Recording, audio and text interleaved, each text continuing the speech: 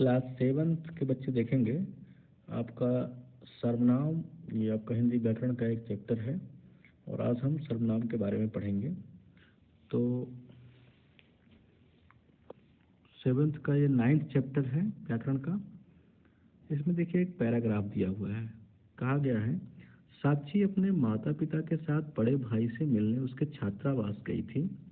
घर लौटने पर उसने अपनी डायरी में वहाँ के कुछ अंश लिखे। दिनांक 28 मार्च 2020। आज मैं शशांक भैया से मिलकर लौटी हूँ। वह नवोदय छात्रावास में रहते हैं। यह दिल्ली में है। हमें छात्रावास देखकर बहुत अच्छा लगा। छात्रावास की सफाई और अनुशासन देखकर मम्मी पापा बहुत खुश हुए। छात्रावास में सब पहले हम भैया के हाउस मास्टर श्री पवन त्यागी से मिले। फिर उनसे आज्ञा लेकर हम भैया के कमरे में गए। भैया के कमरे में उनका एक सहपाठी भी था। कमरा बहुत बड़ा था। वह रोशनी से पूर्ण व्यवस्थित था या व्यवस्था थी उसमें। खिड़की द्वारा बाहर से ताजी हवा अंदर आती थी। भैया का सहपाठी भी बहुत अच्छा था। भैया ने बताया कि वो दोनों वहाँ मिलजुल कर रहते हैं। भैया बहुत खुश दिख रहे थे। उन्हें देखकर हम लोग भी खुश हुए।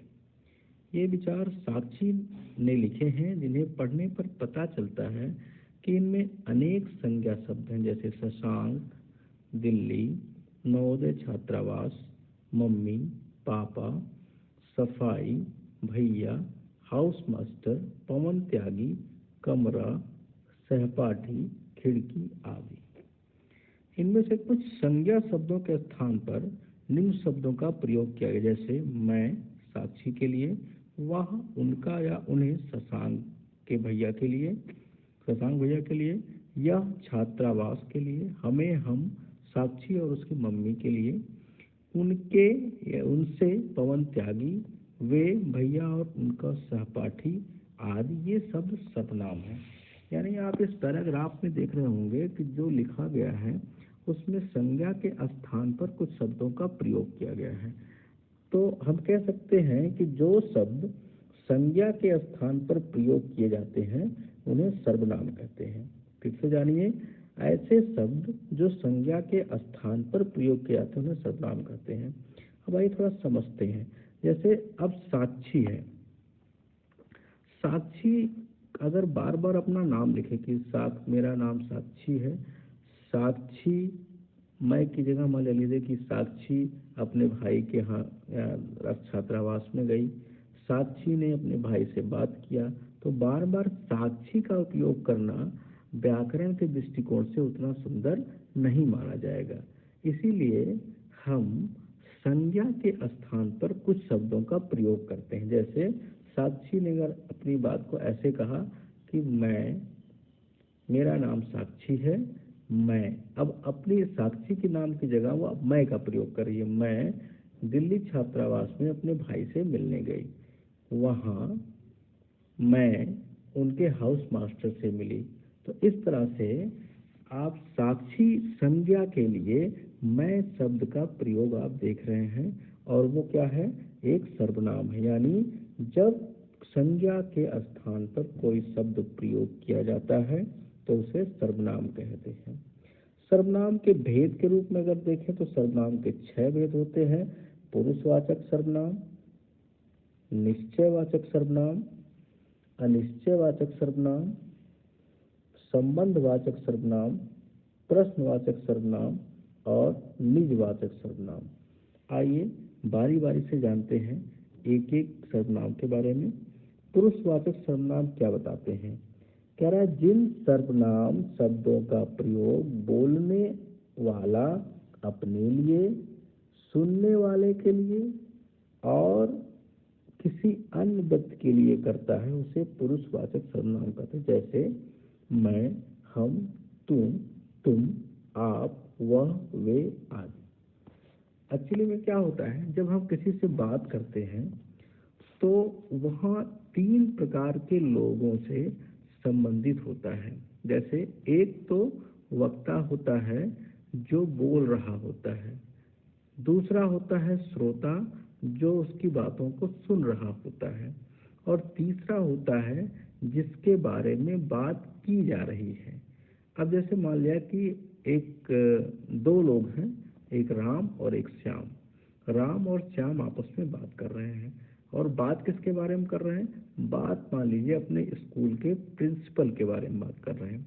अब राम ने प्रिंसिपल के बारे में कुछ बात श्याम को बताई, तो राम वक्ता हो गया यानी कहने वाला व्यक्ति हो गया, सुनने वाला श्याम हो गया, और जिसके बारे में बात की जा रही है वो अन्य पुरुष हो गया। तो इस प्रकार से पुरुषवाचक सर्वनाम 3 प्रकार के होते हैं। एक होता है प्रथम पुरुष या उत्तम पुरुष, दूसरा मध्यम पुरुष, और तीसरा अन्य पुरुष होता है। उत्तम पुरुष जो बोल रहा हो, जो बता रहा हो, मध्यम पुरुष जो सुन रहा हो, और तीसरा जिसके बारे में बात की जा रही है। यानी राम बात कर रहा था, बता रहा था, तो राम उत्तम पुरुष हो गया।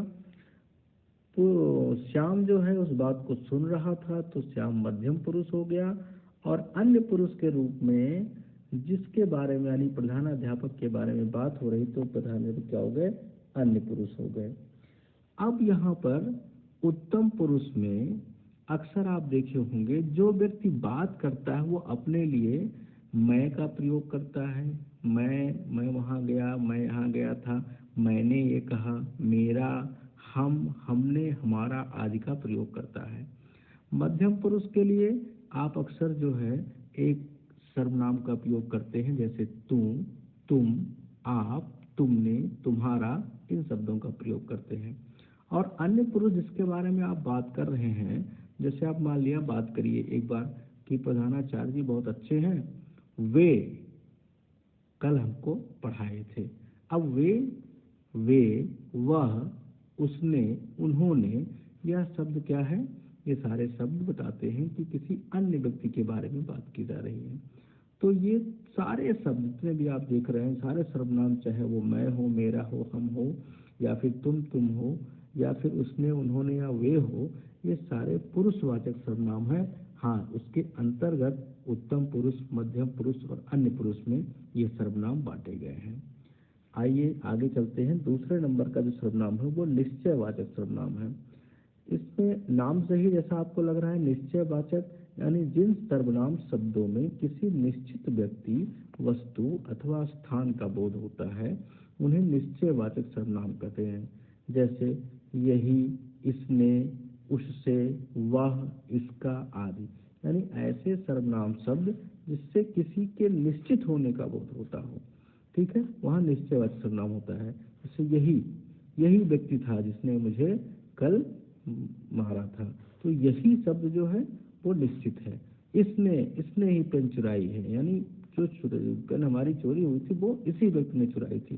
तो इस प्रकार से यही, इसने, उससे, वह आदि शब्द निश्चयवाचक कहलाते हैं। अनिश्चयवाचक जिन शब्दों से किसी निश्चित व्यक्ति या वस्तु या स्थान का बोध नहीं होता उसे हम अनिश्चित व्यक्ति, अनिश्चयवाचक कहते हैं। जैसे कहीं, कोई, किसी, किन्हीं। जैसे कोई मेरा पेन चुरा लिया। अब चुराया तो कोई है, पर वो निश्चित नहीं है कौन चुराया है।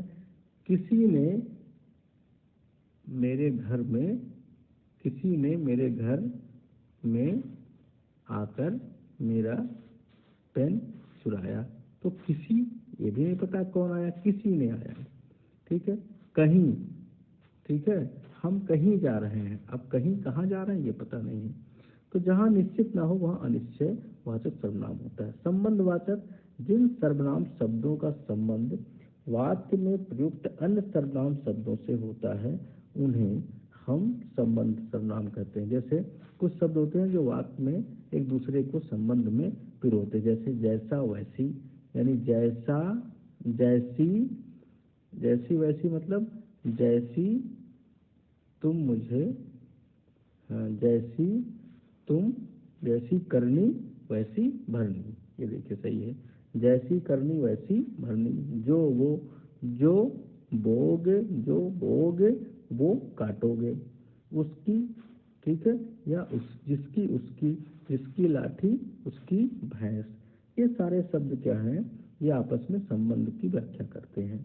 प्रश्नवाचक, जिन सर्वनाम शब्दों का प्रयोग प्रश्न पूछने के लिए किया जाता है उन्हें प्रश्नवाचक सर्वनाम कहते हैं। जैसे कौन, कहाँ, किसने, क्यों आदि। कौन, कहाँ, किसने, क्यों आदि।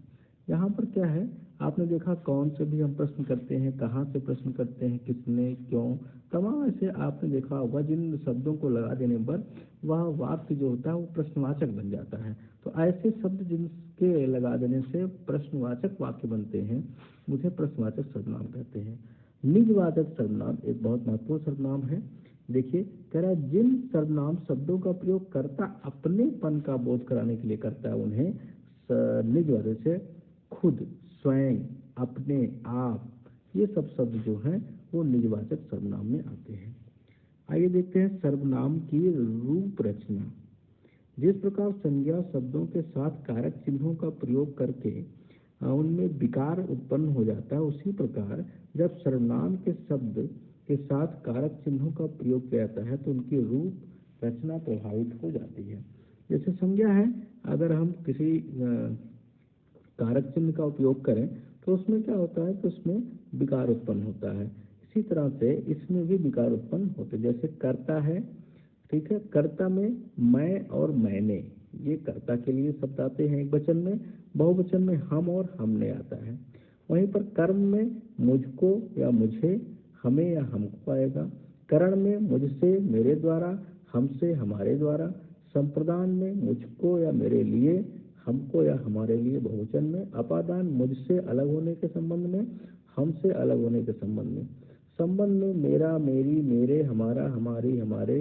अधिकरण में मुझ में, मुझ पर, और हम में, हम पर। इस तरह से देखिए अन्य कारकों के साथ आप देख रहे हैं कि ये स्थिति पैदा हो रही है कि हम कारक में जो है क्या कर रहे हैं, कारक बदलते ही इनके परिवेश में, इनके स्वभाव में अंतर भी आ जाता है, इनके शब्दों में अंतर आ जाता है।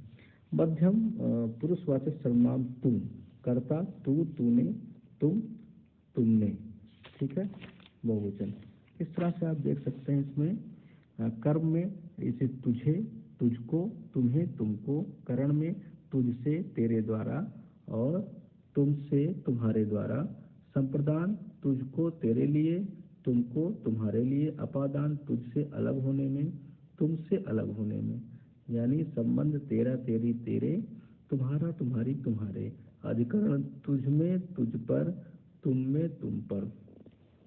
अन्य पुरुष में देखते हैं जहाँ वह हो, वह, उसने करता है, वे, उन्होंने, ये बहुवचन है आपका कर्ता में ही।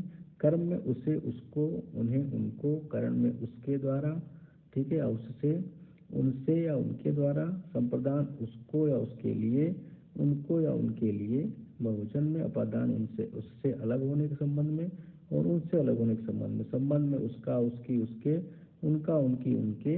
अधिकरण में उसमें या उस पर, और उसमें या उनमें या उन पर जो है ये।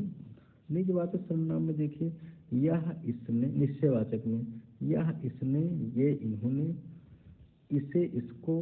कर्म में इन्हें, इनको, यहाँ कर्म में बहुवचन है। करण में इससे, इसके द्वारा, इससे, इसके द्वारा, ठीक है।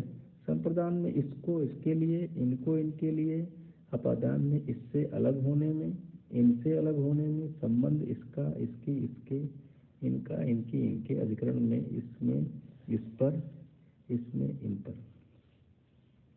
अनिश्चयवाचक में देखिए कोई, किसी ने, कोई, किन्हीं ने, कोई, किसी, किसी को, किन्हीं को, किसी से, किसी के द्वारा, किसी, किन्हीं से, किन्हीं के द्वारा।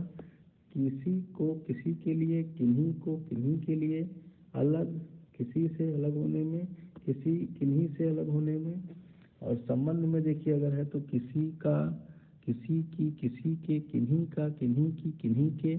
अधिकरण में किसी में, किसी पर, किसी में, किन्हीं पर, किन्हीं में। इसी तरीके से अब आइए प्रश्न वाचक में कौन, किसने, कौन, किन्होंने, किसे, किसको, किन्हें, किनको, किसके, किससे, किसके द्वारा, किनसे, किनके द्वारा, किसको, किसके लिए। ठीक है, इस तरह से आप उसको पढ़ सकते हैं। तमाम चीज़ें इसमें दी हुई। संबंध में देखिए जो, जिसने, जो, जिन्होंने, जिसे, जिसको, जिन्हें, जिनको, इस तरह से आप पूरा इसको कर सकते हैं। तो इस तरह से आप देखेंगे कि जिस तरह से आपका बदल रहा है, क्या बदल रहा है, आपके संदर्भ बदल रहे हैं, कारक बदल रहा है, उसी तरह से इनके परिवर्तन, इसमें विकार उत्पन्न होता जा रहा है, परिवर्तन होता जा रहा है। तो आइए इसको देखते हैं। एक्सरसाइज आपको सॉल्व करके दे दी गई है। देखिए आपके सही विकल्प लगा दिए गए हैं। यहाँ पे कुछ प्रश्न उत्तर हैं जो आपको खुद करने हैं। सर्वनाम की परिभाषा लिखिए।